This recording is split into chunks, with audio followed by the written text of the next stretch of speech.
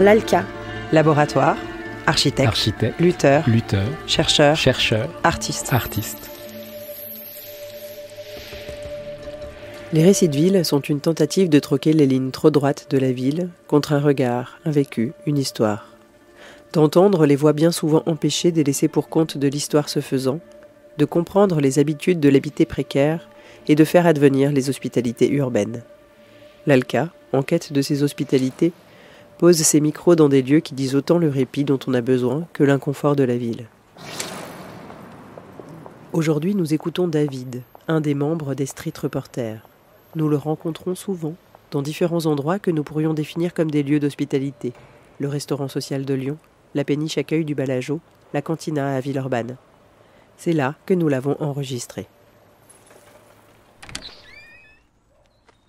La rue, ça a été, je pense, progressif. On arrête de payer un peu ses factures, on oublie un peu tout, on fait l'autruche, on continue à aller travailler même si on n'est pas payé parce que ça nous occupe, ça nous évite de penser à tout ce qu'on n'a pas fait et qui va nous poser problème quand on va rentrer à la maison. La phobie administrative, ça existe vraiment. Puis un jour, les huissiers passent et puis comme on s'est occupé de rien, qu'on a peur d'en parler à qui que ce soit, on file dans la rue. Tout de suite, j'ai assez rapidement le réflexe de grimper les collines, etc., trouver des lieux vraiment plus en hauteur, même s'il peut y avoir une certaine sécurité dans un lieu public. Non, on évite, quoi. Je me suis trouvé un petit coin un peu isolé sur Lyon, dans une petite grotte sur la colline de Fourvière, où j'ai pu me mettre en sécurité. J'avais mon petit cocon, donc du coup j'ai rapidement trouvé mon aise dans cette situation. Alors c'est une grotte où il y a des installations à l'intérieur, il y a une petite installation artistique où on peut cacher facilement nos affaires, donc c'était un lieu dans lequel je planquais juste mes affaires au début. Je rangeais tous les matins et je déballais tous les soirs.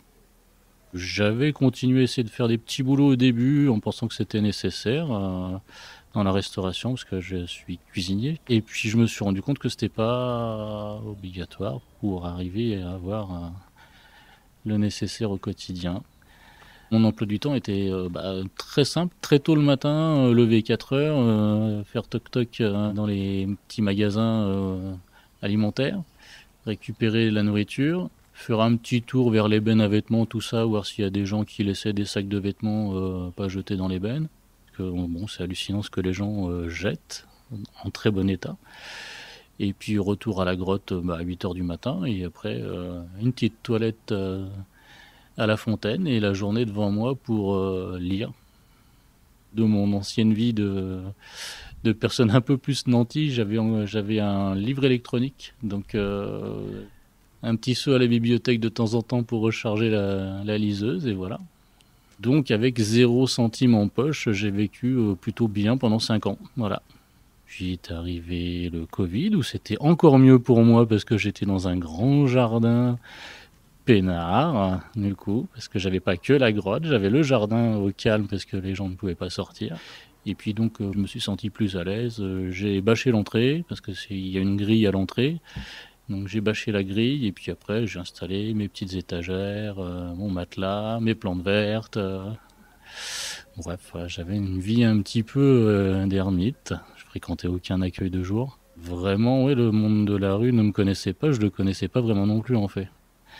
Et puis j'ai eu un petit souci de santé parce que un peu avant mon arrivée dans la rue, j'ai fait un AVC, donc je connais un peu les problèmes cardiovasculaires et j'ai bien senti que je faisais une phlébite et que ça pouvait être dangereux pour ma santé.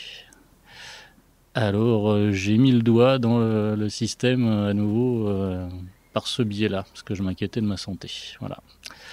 Et après, l'hôpital, les accueils de jour, etc. Et puis moi, comme je me suis senti pas redevable, mais en tout cas, je peux pas rester comme ça, me faire servir dans un accueil sans rien faire. Donc, j'ai commencé à m'impliquer, à ramener des invendus dans l'accueil, et puis après, petit à petit, organiser une récolte dans les boulangeries avec un petit collectif. Aujourd'hui, préparer le petit déjeuner avec d'autres sans-abri dans un accueil de jour existant. Les choses que je fais aujourd'hui, j'aurais pas pu envisager de les faire avant, quoi. Aujourd'hui, je suis très impliqué en pas mal d'associations. Et je suis très heureux comme ça, avec peu d'argent. Parce qu'aujourd'hui, quand même, je ne vais pas avec 0 € en poche. J'ai un RSA. Et ça me suffit plutôt amplement. Ouais. Cet hiver, j'ai accepté un accompagnement vers le logement, en me disant on va essayer, on verra bien. Je ne suis pas sûr d'arriver à reprendre 4 murs autour de moi, mais et voilà. Donc du coup, j'ai laissé la place à un ami. J'ai tendance à envisager mon espace un peu plus large aujourd'hui maintenant. C'est pas rare que je dise que j'habite un 47 km², parce que je me sens chez moi partout. Je peux adresser la parole à n'importe qui dans n'importe quel lieu, comme si c'était chez moi sans problème. Ouais.